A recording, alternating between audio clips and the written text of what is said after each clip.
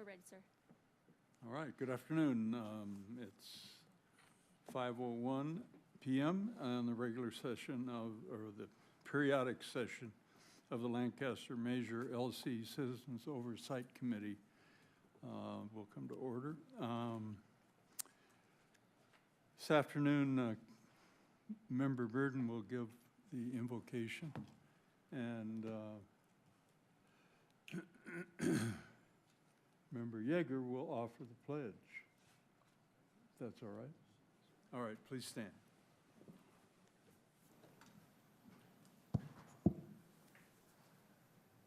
Dear Heavenly Father, we thank you for bringing us here safely this evening. Thank you for another opportunity for us to serve this great city of Lancaster, California. Thank you for all who are present today. We pray for all of our residents, the mayor and city council, and everyone who helps make this city be what it is. Father, we ask that you allow us to use great wisdom and insight. Allow us to trust in you with all of our steps. Please order and direct our steps and decision making. In Jesus' name, amen. Amen. Pledge allegiance to the flag of the country, flag of which stands one nation under God, indivisible, with liberty and justice for all.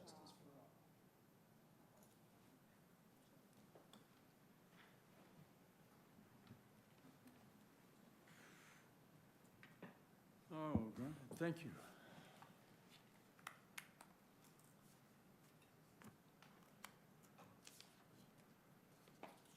So, have the roll call, please. Committee Member Derryberry, absent. Committee Member Burden. Present. Committee Member Yeager. Present. Committee Member Hernandez. Present. Chair votes. I'm present as well. Thank you. We have a quorum. All right, thank you.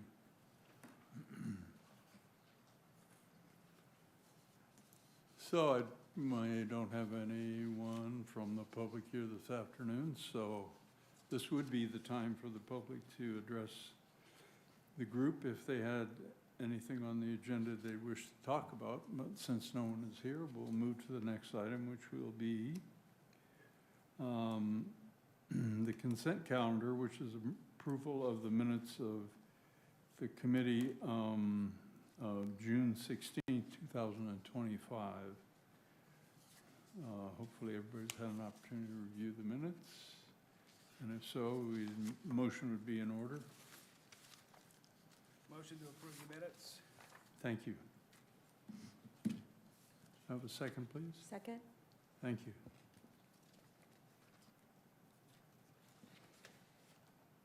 So it's been moved and seconded. You want us to vote electronically? Yes. Okay, please vote.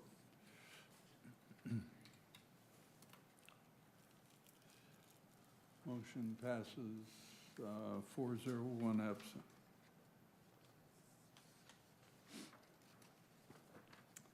And new business. It's a presentation of the proposed budget program for fiscal year 2026-27. Good. Whomever's starting. Is it Mr. Niebla? Niebla. So yes, there's two parts of this presentation. Troy's going to handle the first part, and I will close with all the fun stuff. He's got a lot of the fun stuff at the beginning, so I'll close with the numbers. But City Manager Troy Niebla. Great. Good evening, Chairman Bowes and members of the committee. It's a pleasure to be here, and as George was saying, we're going to tag team this presentation. I'm going to take the fun stuff, and he's going to take the more fun stuff at the end. I really wanted to take a moment to thank this commission. This commission was formed, I think, back in early 2021, after the original sales tax measure LC was passed. I think through those years, we've been able to really improve the quality of life through the philosophy of this commission and through some of the projects that have been done because of the foresight of this commission, and I hope that comes out in this presentation. So, kind of big picture overall, the city's budget, where are we at? It's a $357 million total budget. Of that, $147 million is the general fund. and then we have a 40% general fund reserve. So that equates to about $55 million.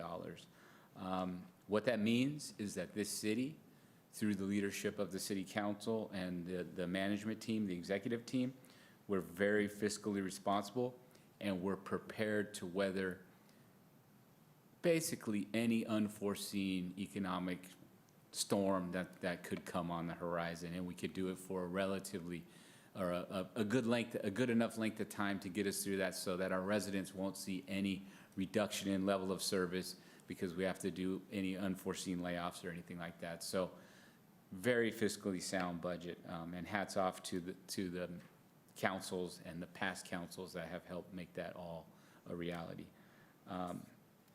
I did want to take the time to, part of the reason we're able to, or afforded the ability to do this, was the public's trust in this city governance, and the approvals of Measure LC and Measure YM, and giving us those additional resources to really shore up everything and focus on programs and priorities that matter to them. Let's see, quickly we wanted to rewind here and run through some of the key accomplishments with what we were able to do with last year's YM and LC's money. So the first we'll hit is Public Works. These are my people. This is where I came from. I was the former city engineer and used to really enjoy working down there and helping build some of these capital projects. So last year, we're gonna celebrate them because they were able to put $47.4 million into safety and capital improvements. You saw the new interchange over there at Avenue J, which has been completely redone. It was open for a brief moment, and then Caltrans came in and shut it down for their paving project, but that should be open here relatively soon. We had a pretty proactive Safe Routes to School program in our Public Works team that touched about 1,200 students that benefited from the program with safer routes to their schools that they needed to get to. And then we also created an initiative called the Love Your City Initiative. We did 4 cleanup events where we partnered with some local nonprofits and some faith-based organizations to go clean up different neighborhoods. The stats on that, we did 195 tons of material that was taken off to the landfill. 6.9 million square feet of land was cleaned up as part of those events. 2,919 homes were touched and cleaned up as part of those events. And 1,714 volunteers came out. And I think that's the most important piece, because those are people that come out to invest in their community, and that becomes contagious, where now they're talking to their neighbors are now involved in cleaning up. So we do have more of those events on the horizon. I believe the next one is this fall, in the early October timeframe. And then last thing on Public Works, we did win an award for our stadium project. That is the home of the Avialta. It was the best public works project of the year for last year. So great project, and we couldn't have done that without Measure LC and YM. Next, I'll highlight public safety, most importantly, Lancaster Police Department. I don't even know what I can say about them. This year was an amazing year for them. It was their first year, their first true year of operating. They're still not fully staffed. They will be fully staffed as of August 1, and we'll have the whole traffic operations team going. So we're going to continue to see these trends that we're already seeing continue to keep going even further. But last year was really the first year where we had the cameras, we had the ShotSpotter technology, we had the drones that could provide support. We have the Intelligent Crime Center. All of that is leading to over a 90% solve rate on all of our homicides. If you look at the other areas of the county, they're averaging somewhere around 42%. So we're more than double the solve rate because of that technology. Traffic enforcement, we had 5 of the 7 motors out there writing citations. That meant the first quarter of this year, so January, February, and March, citations were up over 150%, and collisions because of that were down more than 22%. So it's working. We have 2 more motors on the way, so we're going to continue to see those citations go up and those collisions go down. Special operations, they went out, they hit the smoke shops this year. That was a partnership with the state. We hit the prostitution issues that we have on Sierra Highway. We did a bunch of DUI checkpoints. I think there was just one just this past weekend. We really focused on a couple of the high problem areas. So I and 10th, Challenger and K, where we've had some issues with young people hanging out in the parking lot. They've really been focused in on those areas.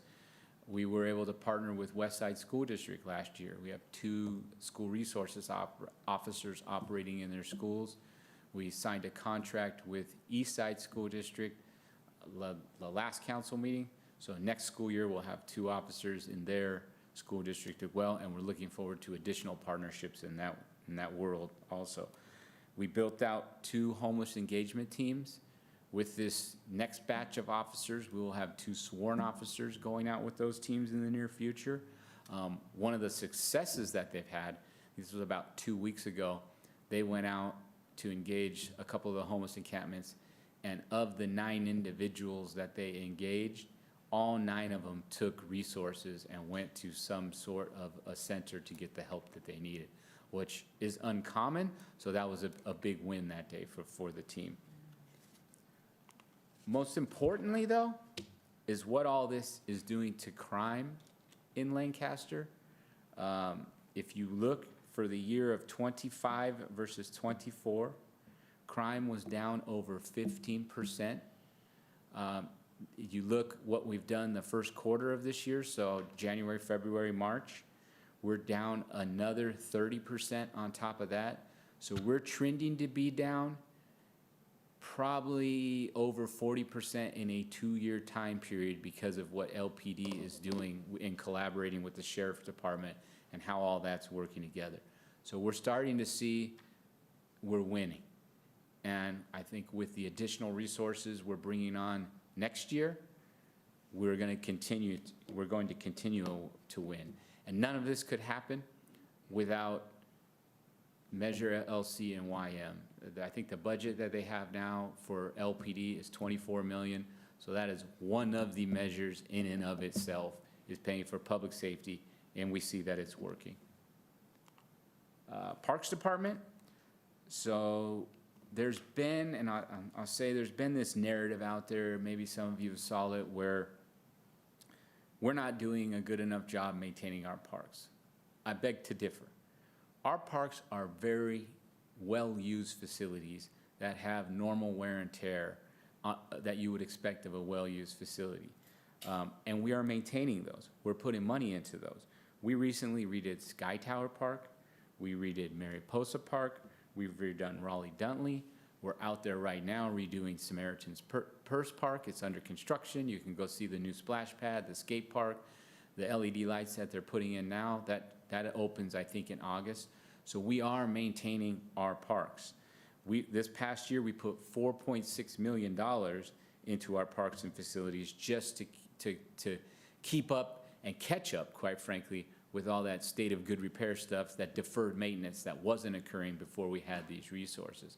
Now, do we sometimes have a facility where the play area, the surface that they play on wears out? Absolutely.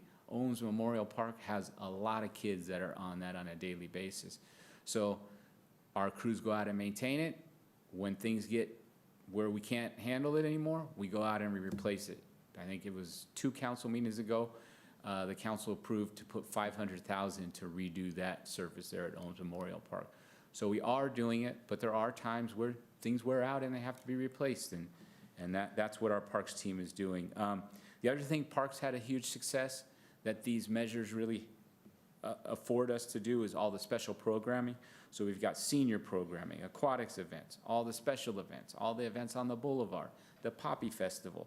I think it was last year we hit 116,891 people came to one of our events, whether that was Monday Night Bite, a farmer's market, a Poppy Fest. That's over 70% of our population taking advantage of and enjoying something that we hosted, that we put on. I think that's a huge success, and our parks team should be applauded for that.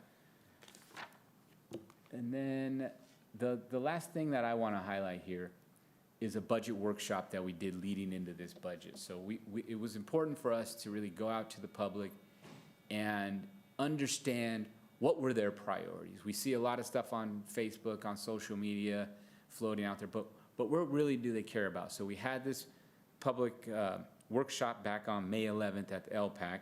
We had about 150 residents come in, and we had all the different directors there. They were educating and answering questions on their individual budgets. George was there answering more overall questions on the budget. It was a very engaging meeting. And then we also had a survey component to that, where I think 145 people took that survey. What it told us their priorities are, first and foremost, are roads. That's what they wanted to see, more money into pavement. The second thing was public safety, and more money into public safety. I think if you would have asked this same survey 2 years ago, those would have been flipped.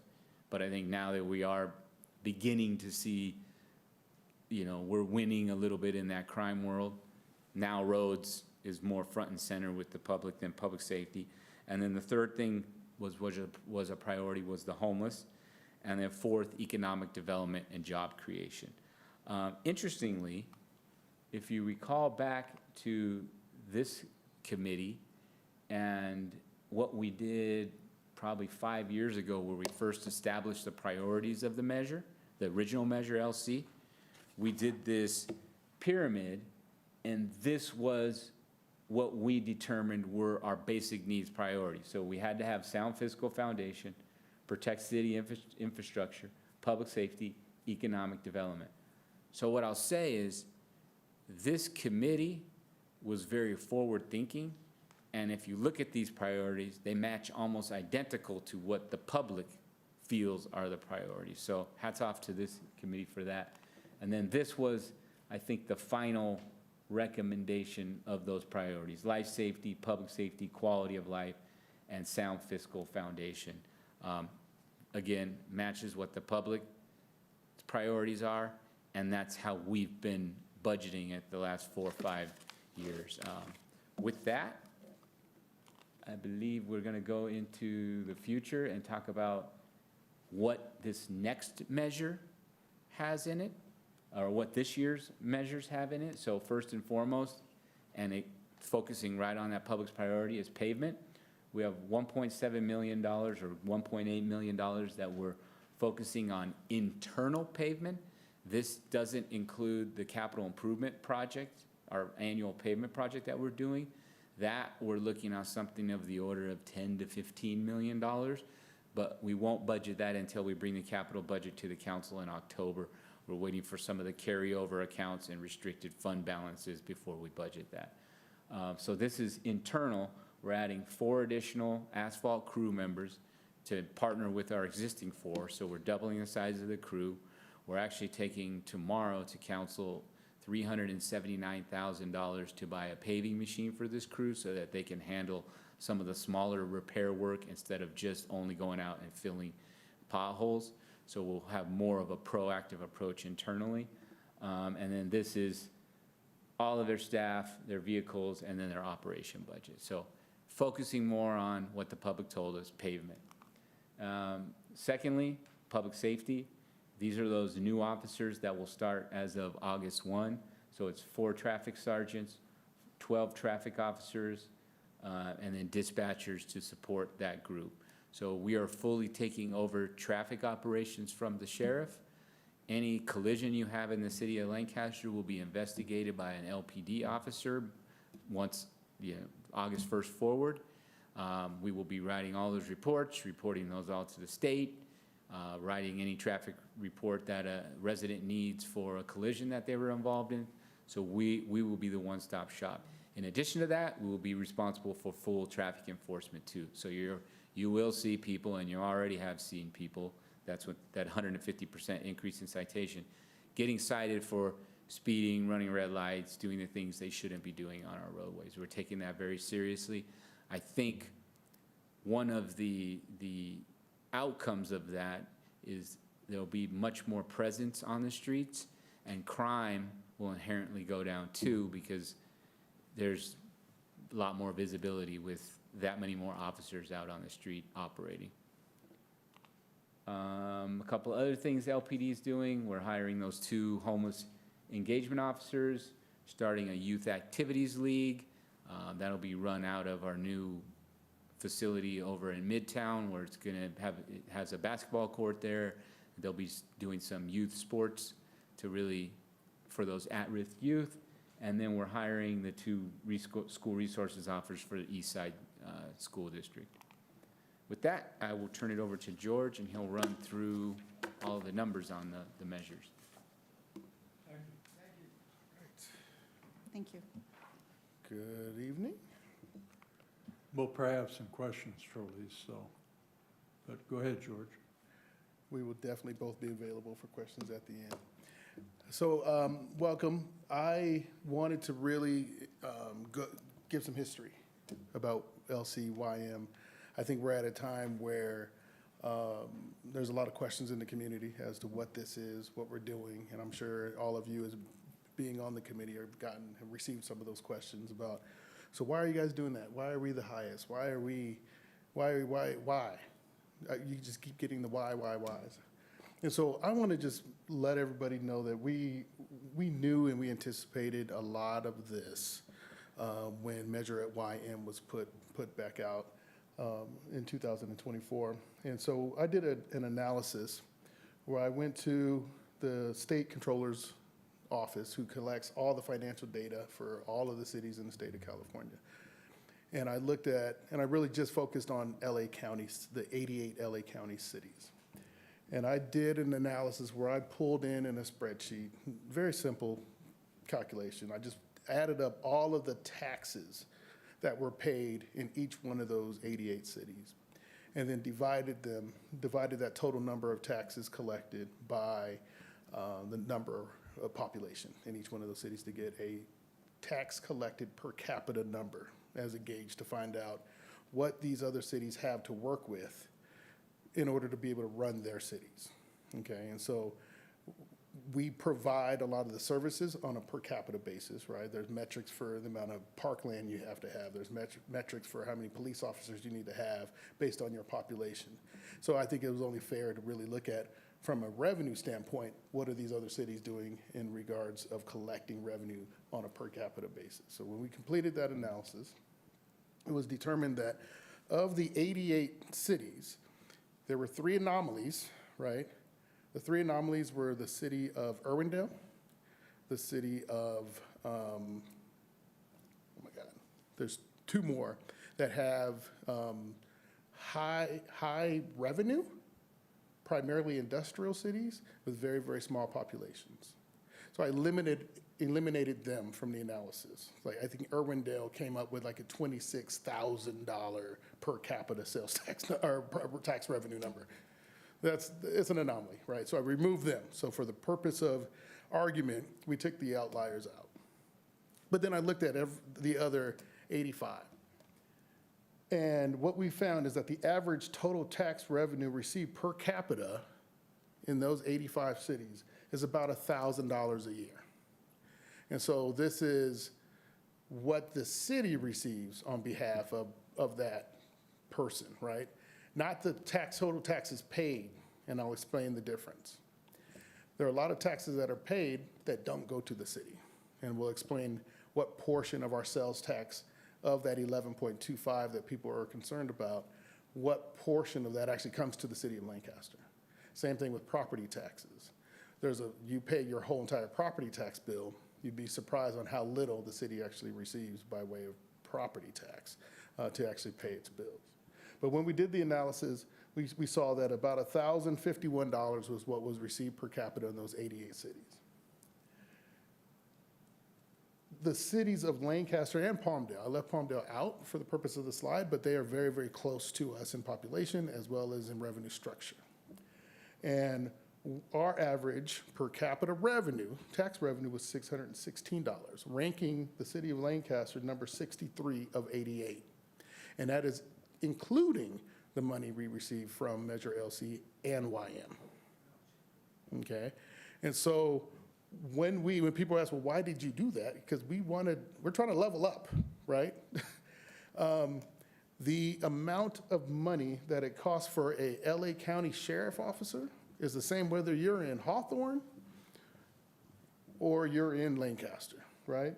The cost for road maintenance and repair, we have to bid those out we're all bidding that work out to the same contractors countywide.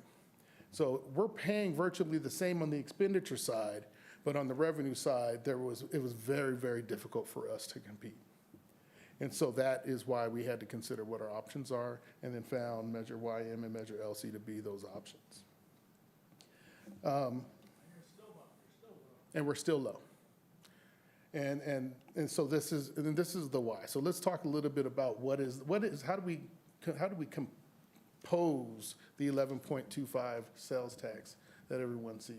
So on this next slide, if we did nothing, if we never went out for Measure LC, Measure YN, the state is going to charge 7.25. Of that 7.25, though, we get 1%. That's our normal Bradley Burns sales tax that every city gets, 1% of the 7.25. And for us, and then for the purpose of this calculation, and it's not the same for every city, but about 0.25% of sales tax equates to about, with the activity in Lancaster, equates to about $7 million in revenue to the city. So let's just think about it in those terms for the rest of the explanation here. And so if you look at the Bradley Bird sales tax being at 1%, right? So 4 times a quarter, it's about $28 million that we get in that revenue. LA County has 2.5% of the 11.25. They do give us allocations of that total. And then Measure LC and Measure YM make up the difference at the 1.5. However, if you look at the amount of money, and just remember that $7 million for every quarter cent that's charged in town is what's being collected. If you look at, let's use in the LA County portion, Measure R, for example. 50 cents. 50 cents of their 2.5 is being charged. So that means they're collecting $14 million in sales tax revenue out of the city of Lancaster. Our allocation back to the city from Metro, from that revenue, so they've come into our town and collected $14 million, and in return, they give us 2.895. So $3 million. Collect 14 and give us 3. Similar examples across the other categories of taxes that they charge on sales tax. So collectively, we are doing better with just one of our tax measures compared to the amount of money that's taken out of our county, out of our city, spent down the hill or elsewhere in the county versus what they actually return to us. At the time I did this presentation at the workshop 2 weeks ago, Measure ER, the county's Measure ER was still counting ballots. And it appears to have won. So that, and they've gotten special legislation passed at the state to exceed, in particular, exceed in our area because we had already used up a lot of the cap with our measures to try to protect the county from doing this again, like taking $7 million for every quarter and returning us back pennies. I believe Measure ER is passed. And don't get me wrong, before I didn't get the final totals from the county voters roll before I came to this meeting, but I believe it passed. So what that's going to do is change our sales tax here from 11.25 to 11.75. And in talking to Ed, the owner of the hospital, or the general manager at the hospital, I asked him, have you called the county to find out how much of that $14 million that they're going to take out of our community, 28 that they're going to take out of our community and Palmdale's community, how much of that money are they going to spend in Lancaster? And he confirmed he's getting none of that. So as people are concerned about the high sales taxes in the community, City of Lancaster, City of Palmdale, we are not the problem. Their number is going to go from 2.5 to 3 with Measure ER, and we're still going to be at the 1.5. Now, the good news in all of that is that their tax sunsets in 5 years. And so they only got it approved for 5 years, so in 5 years we'll get a reprieve. But nonetheless, this is the breakdown. And so to be able to do all the things that we're able to do, we had to have our own measures where we got 100% of the revenue instead of getting back pennies on the dollar. for the measures that they had approved in our community. These numbers are not insignificant when you look at the total amount of revenue that's generated in the general fund.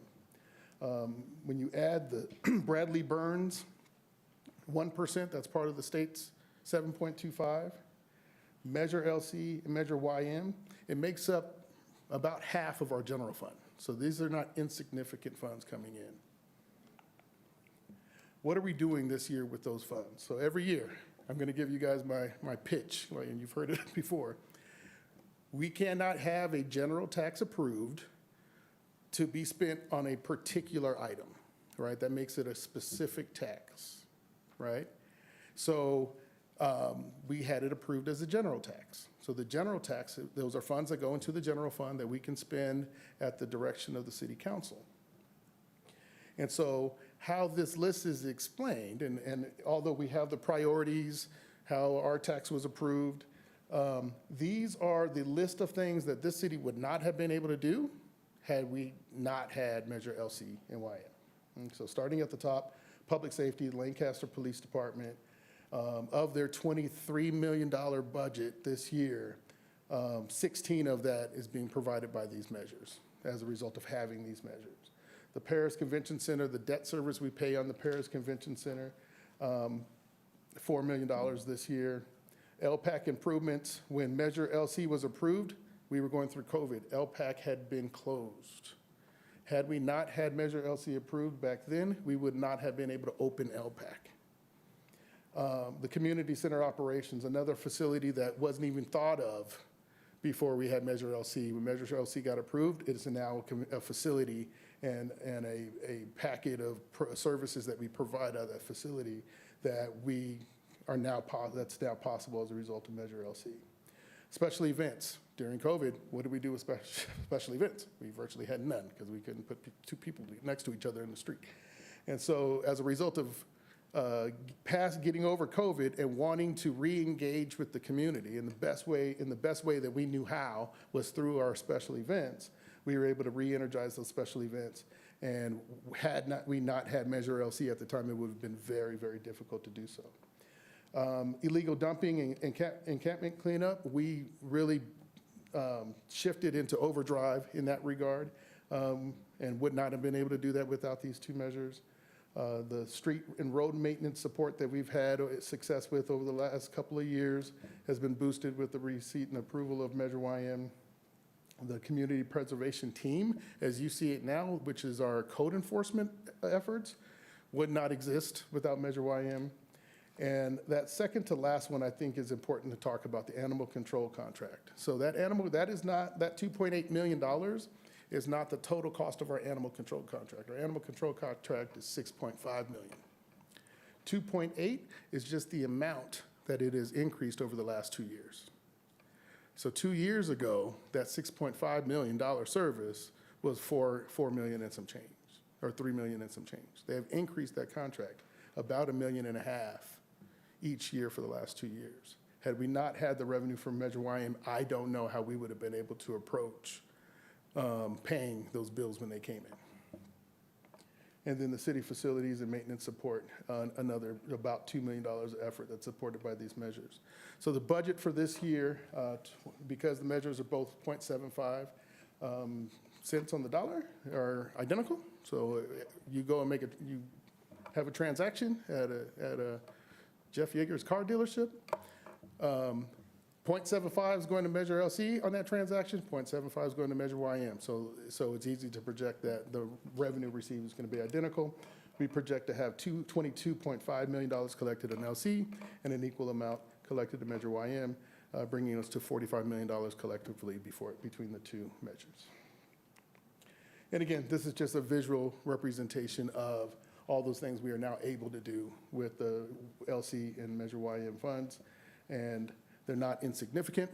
They helped us engage with the community, re-engage with the community through those, well, the encampment cleanups were significant as far as public safety.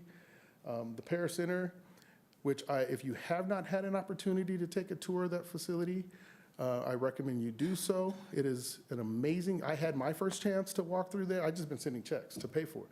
So it was pretty exciting to see the facility come to fruition. And so if you have not had a chance, I recommend you do that. Matter of fact, I'll ask Martha to help arrange that. If you guys, you can do them all together, just don't talk, brownout situation.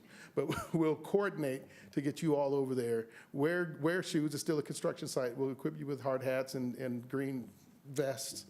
But it is an amazing facility. The project itself is 3 buildings, not just the large one you see there in the bottom right of the picture. Is 3 facilities. That facility, that building is 140,000 square feet of event space. And I have never stood in an empty 140,000 square foot facility. And so you actually get to see how vast and how large the facility is, and the fact that we can put 8 full-size basketball courts with seating in there is pretty amazing.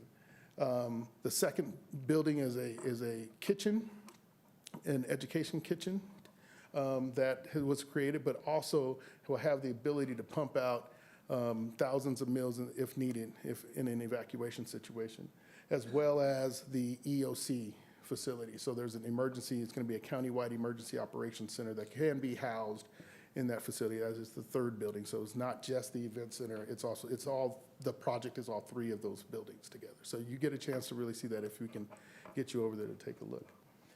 And then the Midtown Education Center, that's gonna receive a major overhaul in this next year. This past year, we got the roof worked on, got some security in there, as well as taking care of some of the electrical stuff and the technology that we're gonna put in there for the programming that's gonna happen there. And then, of course, we can't talk loudly enough about what's happening with Lancaster PD and all the amazing things that they've been doing. But that concludes the slide presentation, so Trelise and I are available to answer any questions you may have. I imagine there will be some. Please, I love questions. Go ahead. Yes, thank you, first of all, George, thank you, Trelise, thank you for giving us all of this information. One of the questions I had to do with you mentioned earlier about the school routes and the 1,200 students approximately that benefited from that. Which school district and which sites were those that benefited from those routes, and where were those put? It's actually all the school districts. So we have a master plan of safe routes to school. And so when we did that master plan, we went and outreach to all the school districts that operate in the city of Lancaster, and then specifically walked each school site, looking at where are kids coming from, what infrastructure improvements are needed. And that's what really set us up to go out and get some of the federal and state monies that are out there to do, whether it's adding one of those PED push buttons that has the blinking lights, or sidewalk improvements where there was missing sidewalk, bus stops in some cases, but anything and everything to make it safer for kids to be able to walk to school, ride a bike to school, get to school in ways that are not mom and dad dropping them off. Okay.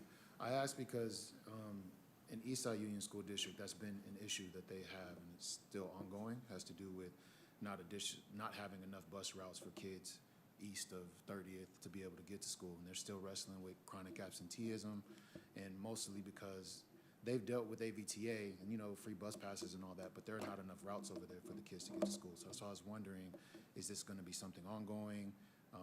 Have we been working with them to see about getting more bus routes over there in the Eastside Union School District? It's definitely ongoing, and we would love to have a conversation with them. So if you know someone, let us know, and we'll connect. Okay, great.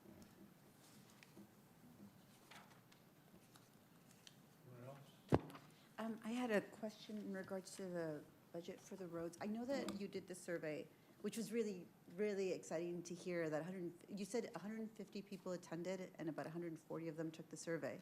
Correct. It's really interesting that the majority took it. And I like that you emphasized that the number one concern, I think, jumped to roads and traffic versus crime, where it was that way before.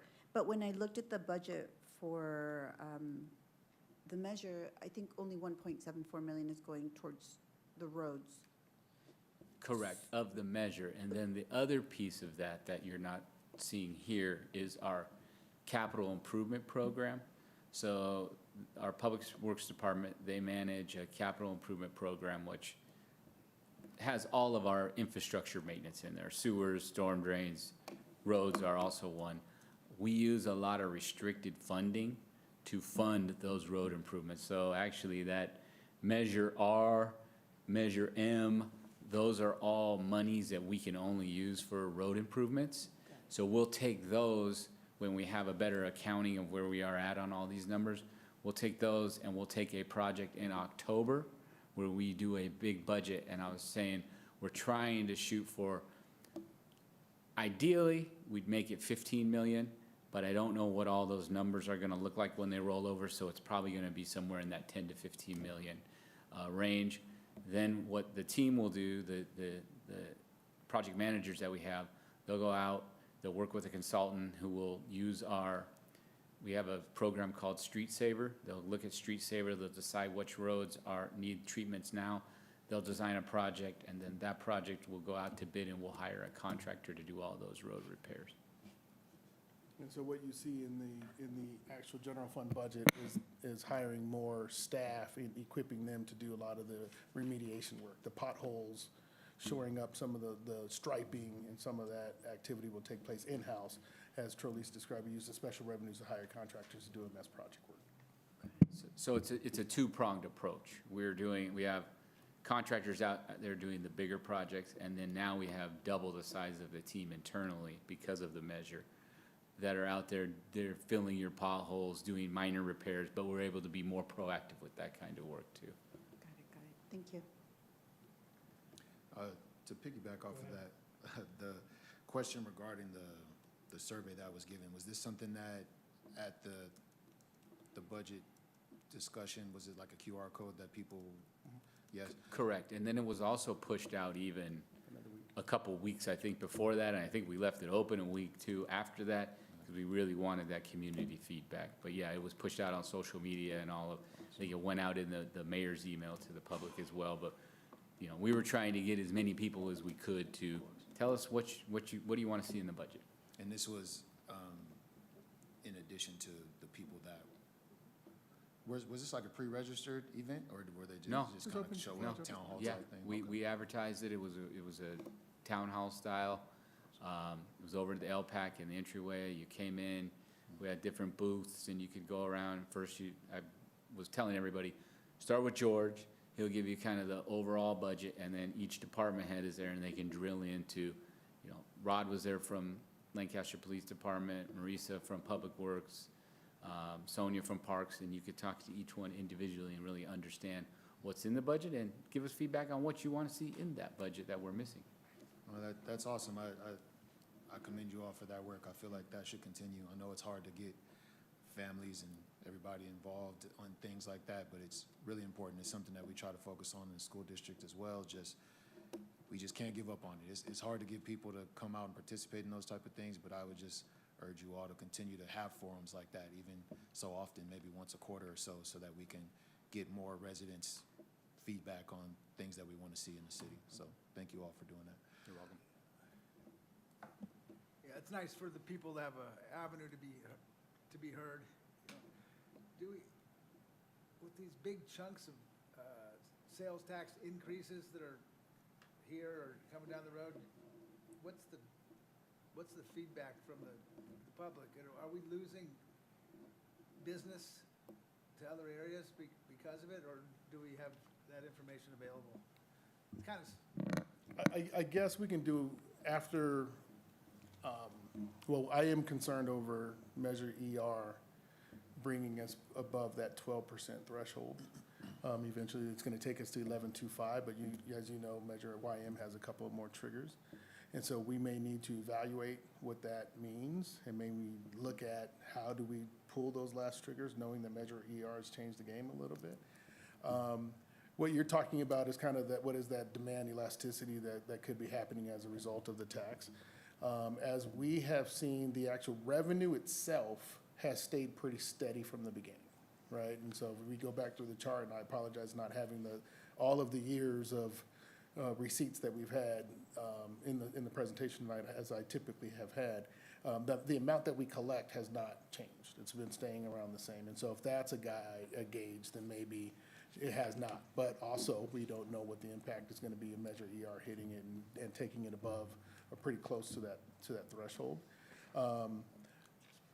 The benefit that we did have is that we were lockstep with Palmdale, right? And so as far as competition is concerned, they had the same sales tax in Palmdale as we had here in Lancaster, and so people were not necessarily leaving Lancaster to go to Palmdale, right? We tried not to compete against one another in that regard, and it worked. But from what I understand, they have had some discussion at their council about what to do with those final 2 triggers in 28 and 29. And so I don't know if they've really taken that formal action. I have to go back through their council's minutes. But I do know that if they defer those final 2 or delay them altogether and just not implement, that is probably something that we need to, wouldn't make a recommendation to defer, but I would make a recommendation to really educate and get people to understand why we need to actually hang on to those for our purposes. As you know, as we described, with YM, we're still behind the 8 ball as far as what the county receipts are, or what we receive in comparison to what other cities receive. And so sheriff contract goes up every year. The cost of things go up every year. And so we created a structure for Measure YM to phase in those levels to ease in these first couple of years, but also knowing that those costs are going to increase. And I don't foresee us taking any more bites at the apple anytime soon to get any more taxes approved in the city.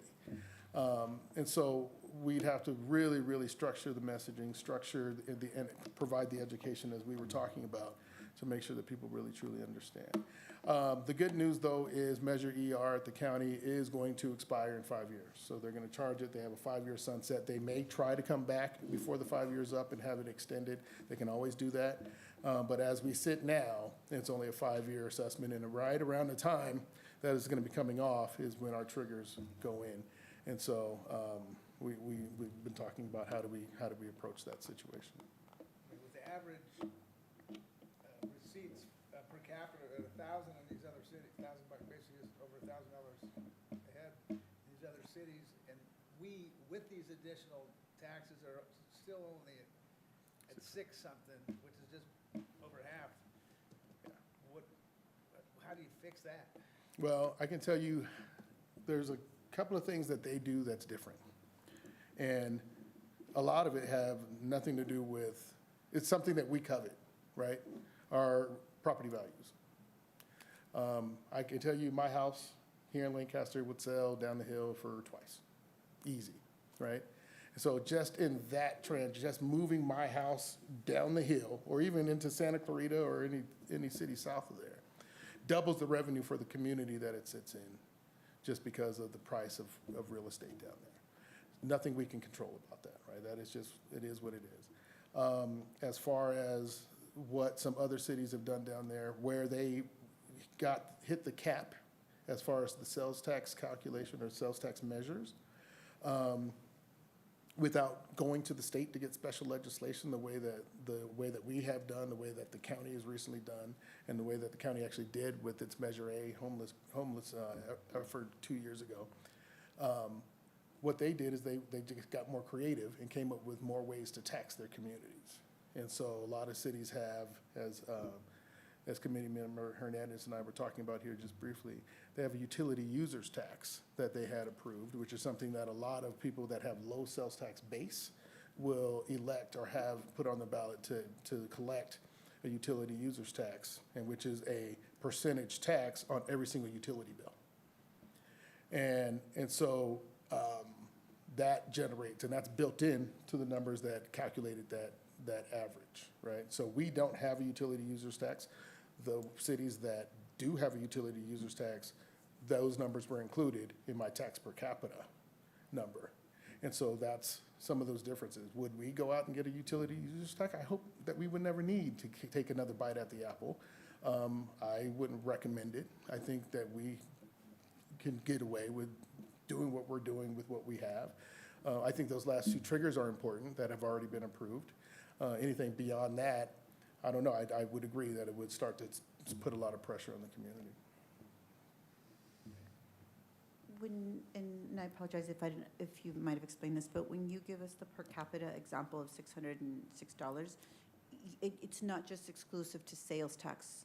It includes the property tax. It Correct. includes other local taxes as well. That is correct. So that is a total tax revenue per capita number, which would include property tax, property transfer tax, VLF in lieu property tax, which is something I can explain later, as well as the utility tax. And in Santa Monica, there's even a parking tax that they have in there that's included in their number. So it was all inclusive of all the taxes that are charged that benefit the general fund in those cities. Couple of questions. I'm trying not to get down in the weeds, but your revenue on investments, it looks like it's only producing about 2.5% return, unless my calculations are off. Calculations are a little off. We are actually, right now, our average return is about 4.2. So so you're running a 40% running reserve, or is your reserve flexing? Correct. And so the. Which? It's 40% at year end calculated, right? And so the volume that's in our fund balance will fluctuate throughout the year. So, but depending on how the revenue comes in, if you get large chunks of it at certain periods of time, it produces a higher return on the investment, because all that dead money is in some form of revenue producing, right? That is correct. And Okay. so you got to think. You keep a, what I would call a minimum balance in your daily operating accounts, right? Man, I wish I had my reserve slides up here so I could actually walk you through it. Nobody ever asked these kind of questions, folks. That's why I love you. We have, as part of that 40%, a chunk of that is called the working capital reserve. And so that working capital component is what fluctuates throughout the year. Most of our revenues we get, and the good news is that as we've identified that half of the general fund cash is coming from sales tax, that's amazing because sales tax is actually remitted to us monthly, right? And so that's our cash cow, is those Okay. measurements, or measures. Well, when I did the calcs, it either came out at 4% or 2.5%, and I was trying to figure out how in the heck Yeah. it was so low. So what happens is the most amount of cash we have through the 12-month cycle is from January to June, Right. because that's when property taxes come in. And so anything that's related to property tax cash comes in, we get a big chunk. When do you pay your property taxes? In December and right. April, right? And so that's when we get the big chunks of cash that then get invested and then get spent down between the months of July through January, right? So the actual cash will come down and then spike back up when we get those two large receipts. in the But on later any part of the year. given day, for instance, on your $3.5 million, $350 million budget, it's, there's not always $350 million in the bank. Oh, no, that's total revenue that we get throughout the year, but we're also spending throughout Right. the year So monthly, you- right? So your rate of return is somewhere in the $90 to $100 million range. Correct. So our actual portfolio sits right now between 120 and 140 million. Yeah, okay, that's, running the numbers, that's what I thought, so, Yeah. which is, commendable. Frankly, from my point of view, I don't think you need a 40% reserve, but I don't make those decisions. Yeah. Because when you look at what the community is talking about, roads and public safety, well, it's easy to say, gee whiz, this road is a mess, fix it. That's easy to say and harder than heck to do because they're major thoroughfares. And when you have to do a major reconstruction, when you've got to pull off and recompact new base, new paving, all the way through that, including whatever curb and gutter and sidewalk improvements, the whole package, you're creating a detour for 6 months, which then puts additional pressure on traffic, which also doesn't make people happy. So what I see on those kinds of public improvements, where I think the city is lacking, is on the major intersections.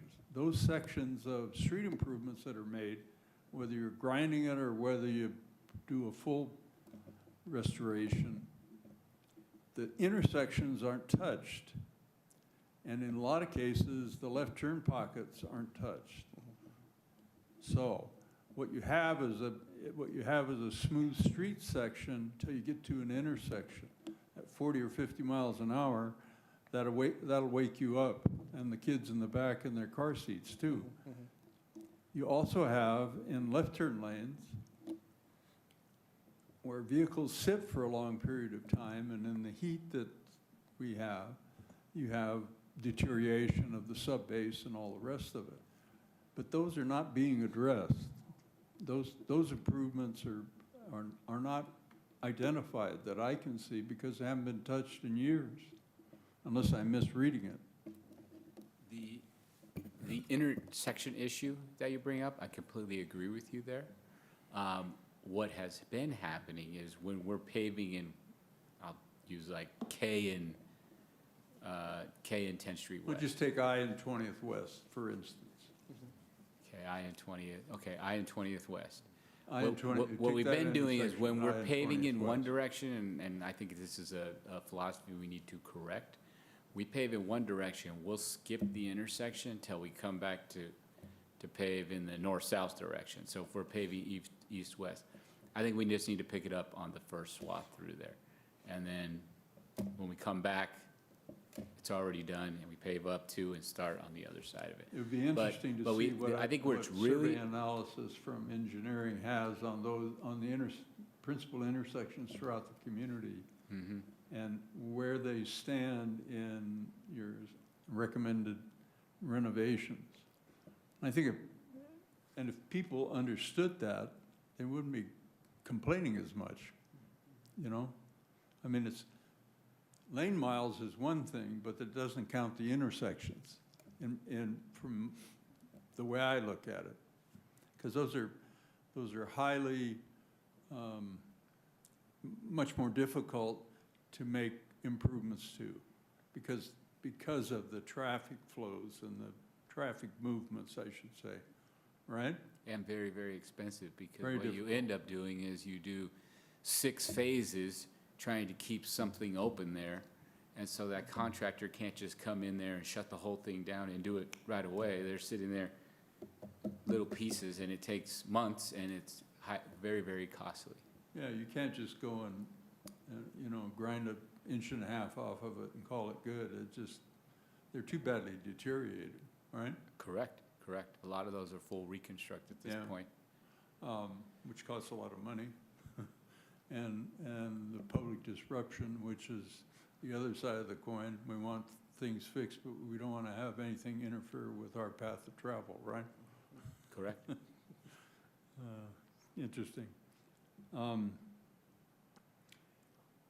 What impact, if any, do you see with the changes in funding from LASA and the supposed county takeover of those services that, at least from my point of view, I can't figure out what they're doing?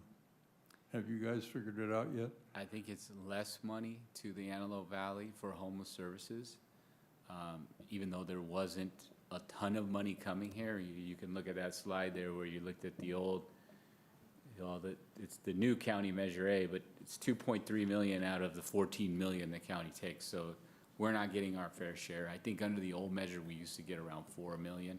So you're pretty much on your own. We're pretty much on our own, and that's, again, in this measure, those 2 homeless teams.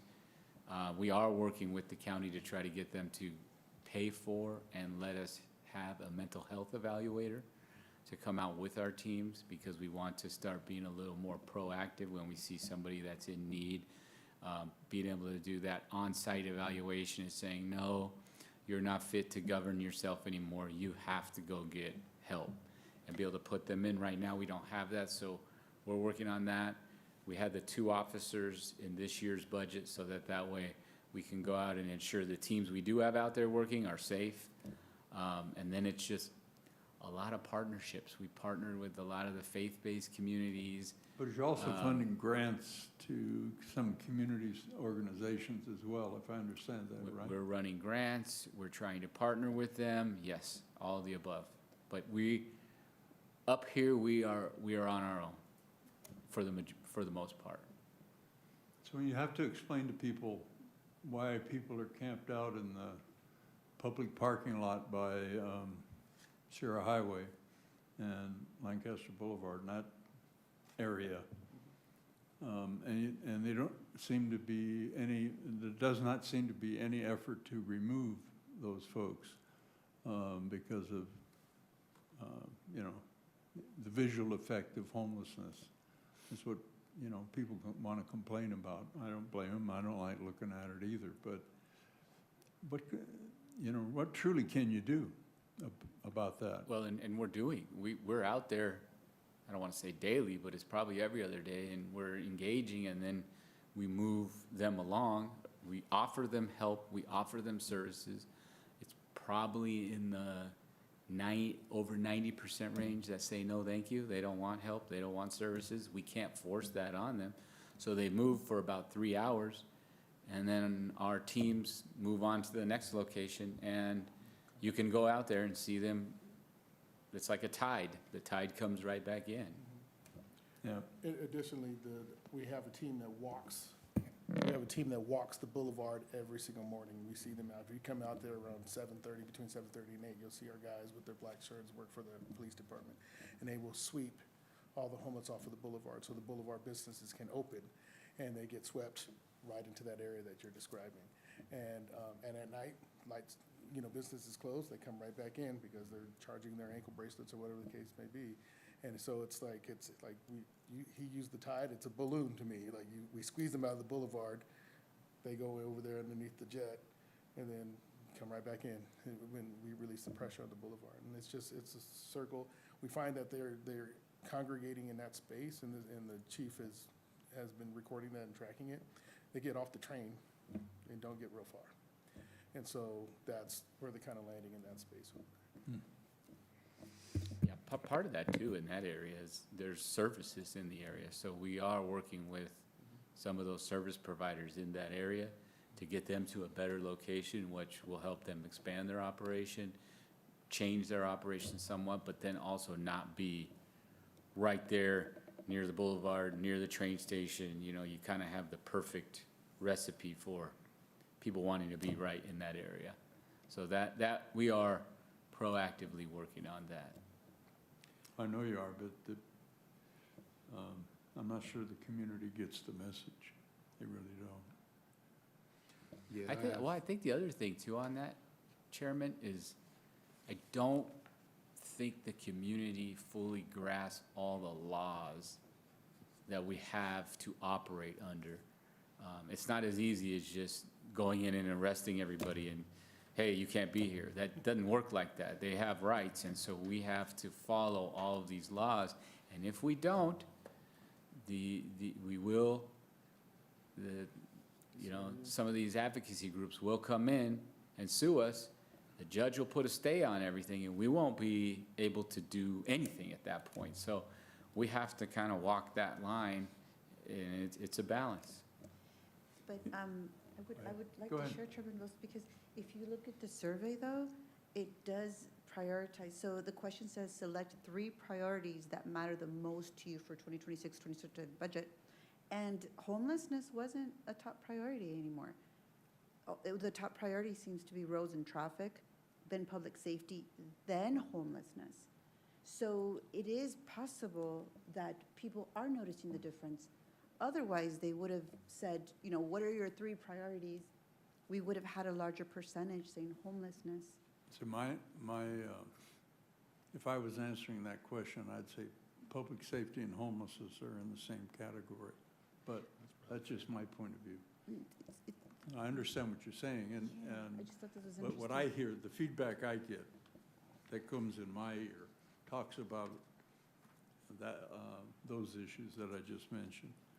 But it's amazing what is being done in this city with the revenue that you have and the wonderful staff that, at all levels here. It's extraordinary compared to other cities that you visit and travel in, that's for sure.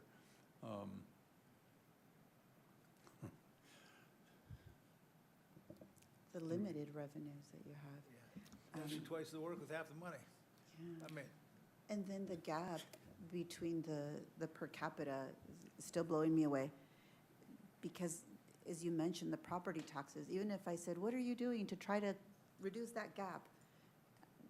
I mean, I don't know what else we can do, so you guys, Yeah. so you can make our properties be worth $1 million, and then everybody else is gonna scream about something else. Exactly. I hear there's a resident ambassador movement team being put together. And I think it's important for, in that space, to communicate what you communicate to us, to them. I think that'll make a world of difference because, you know, like we have the luxury and privilege of, you know, serving our city, being in spaces like this, but your average person isn't thinking about this. All they know is my pockets are getting tapped. All they know is I see homeless people walking around. All they know is, you know, what they see, which is, you know, it's understandable. I have no doubt in my mind that the boots on the ground here in our community are doing absolutely everything they can to address this particular problem. I have a lot of relationships with those guys. I hear the stories. I even hear that some of them, the encampments, have their own sort of form of government down there. It's that serious. I'm very well aware. And so I know that we're doing all we can. I think, to your point, Trolice, you talked about the messaging, or that was you, George, excuse me. We need to have need to be intentional with the messaging because, you know, we know it's not our fault. We know you guys are doing everything you can, but it's really about the residents at the end of the day. What voices are they listening to? Where are we meeting them where they are so that they can understand that this is something that we're working on together as a community. And, and you know, people are going to complain one way or another. You know what I'm saying? It's About just, one thing or another, it's just yeah. a part of it. You know, we fix one problem, they complain about the next. It is what it is. But right. But I say all that to say, you know, the language is important in how we communicate. And so I hope that, you know, we continue to do more of that, hearing the voices of the people. I mean, we have, over 200,000 residents in this city, and I feel like we need to hear more than, you know, 150, 200 people's voices. And it's not to say you guys weren't, you know, that's why I asked those questions earlier, how were those surveys getting out? So maybe we start thinking about other ways to get more voices heard so that we can understand. As a part of my work with the school district, one of the things I do is analyze data a lot. And so we know numbers can look one way on paper, but when we start to look at the underlying interests and really start to do some qualitative data collection, we kind of understand a little bit more. So that's why it's important to hear the voices of your residents, because it can look one way on paper like it's improving, and there's really a lot of other things that need to be addressed. So we just need to keep coming to the table and having conversations and prioritizing that for sure. Yeah, we agree. I thank you for mentioning the ambassador program. That is something that's coming up. We're accepting applications now. We intend on doing that at least maybe once. We're trying to work up to doing that session once or twice a year. Multiple times. So we're gonna, I think we're targeting 20 to 40 people this first go around, and then the next section, another 20, 40 people, and just pounding them with information. I had the pleasure of putting together a kind of a finance 101 session for our newly elected council members. And it was very well received, and that's going to be the kind of the basis that we use for the ambassador program, which includes a lot of this information that you talk about. The intent of the ambassador program is to create just that, right? Create ambassadors that have been educated, that have taken the time to show an interest, which carry significantly more value when they speak to their friends and peers and family members than somebody who's has an opportunity to engage, chooses not to, and then and wants to be louder than any of those people combined. Right. And so boots on the ground. Sometimes if you don't have them, you got to create them. And we're calling them ambassadors, and we're gonna educate them, and we're gonna try to get as many of those soldiers out there as we can. That's awesome. I love it. I had just a question about, and this is probably more of a Rod question. He's usually here at these, but you guys are going to we're hiring a couple SROs for you said East Side and Lancaster. Do we know what sites they're going to be at and what's kind of like the plan for that? What's their presence going to be like on campus? I think initially it's the junior highs over there. I think they have 2 junior highs in that district, and that's where they want them. Cole? This first year, they're gonna kind of see, is this enough, is this not enough? And then they may come back to us next year and get one more SRO. I think too, one of them, of the 2, one is a full-time 365-day contract. The other one, they're only contracting for the school year, and they're going to evaluate that too and see, do we need 2 for future summers? And then, heck, we're looking forward to hopefully Lancaster School District comes forward and maybe the high school district here too, because we'd love to be in all of them. Yeah, I was wondering, I know that like SROs is like a regular and popular concept on the East Coast, New York and stuff like that. I was just wondering like how it would be rolled out here in our city and just what sort of engagement would be taking place on the campus. Like, you know, I know you guys know as well as I, a lot of movements that are against having police presence on campus. I'm an educator, so I see both sides of it, why it could be beneficial. And then it's in particular in that school district, I think it can be a really delicate situation, but I also think it could be beneficial as well because we definitely need some help over there in those areas, you know, just things that I've seen this year alone and have been made privy to. But was just curious, you know, how that plan to be carried out is all. I think it's important too, well, first and foremost, how they look. Yeah. We're not sending the full-blown Right. cop, you know, there. They're dressing down, they're in their polo. Awesome. They're much more approachable. And then the other thing, and I can tell you, so Adam, he's one of the officers over in the West Side School District. He goes in there and he's building relationships with these kids. He's getting to know some of the kids that have been the reason for some of the issues they're having, the fights, the different things that's going on over there. He's getting to know them. He's challenging them. He takes them out to lunch if they get good grades. Like and that's kind of our mission, and that's the same way we plan to handle it on the east side as well. No, I love that. I was doing a career day thing at, was it Sunnydale? And many of our young people have interest in law enforcement. So I think with LPD being a thing now, I think this is a good opportunity to build those relationships early to show them what it looks like to be a law enforcement officer who's a part of his community, his or her community, and doing that, I think it's definitely opportunity there to kind of show a positive light in that and sort of change that narrative here in our city.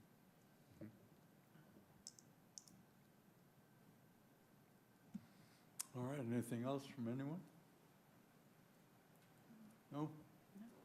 All right, Just thank you guys again. Thank you. Appreciate it. very much, thank you Thank very you. much. All right, then, next time would be public business from the floor, but we have no public present. So,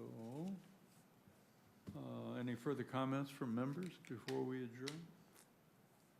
No? No. All right. Other than another wonderful presentation from a great organization and wonderful leadership. Thank you, guys. So we'll stand adjourned until the next meeting is notified, which will be probably sometime next June. Or maybe sooner. Oh, January, okay. We had some availability issues this past January, so we'll be reaching out earlier. All right, very good. Thank